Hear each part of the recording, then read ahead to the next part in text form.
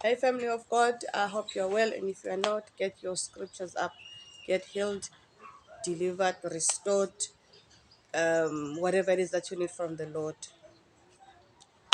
Let's get to today's video. I don't know how much time we have. It is deep, but we are going to talk about one, the firstborn right on earth in relation to running of the earth and the world.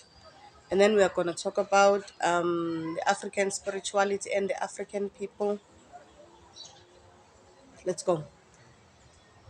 Ham had an episode with his father of homosexuality, and I don't know how wide. I don't have the details. I don't need to know the details.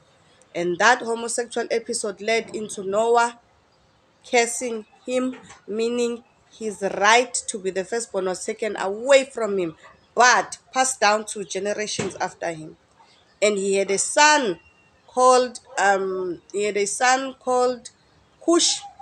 Cush was the firstborn, who again his right to reign was taken because of his father's sin, was taken away, and that was passed down to Nimrod. And at that time of Nimrod, the world was flat, there was no mountains, and the people lived in the same place and spoke the same language and had the same culture. People of all colors or races or whatever you call it, we were all living in one place. And Nimrod became the greatest hunter before the Lord. And you must always read that again, before the Lord, meaning him and God and the Lord were doing this thing together. He was the greatest hunter before the Lord, meaning God or the Lord enjoyed his hunting ways, and he had the firstborn right. So out of his favor from God, he began building big cities, Sodom, Gomorrah. There's lots of those cities anyway. He built those cities, Nimrod. And he had a wife called Semiramis.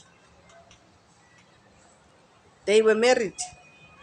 They lived together. They built in a place called Babylon. That was a big city that God built.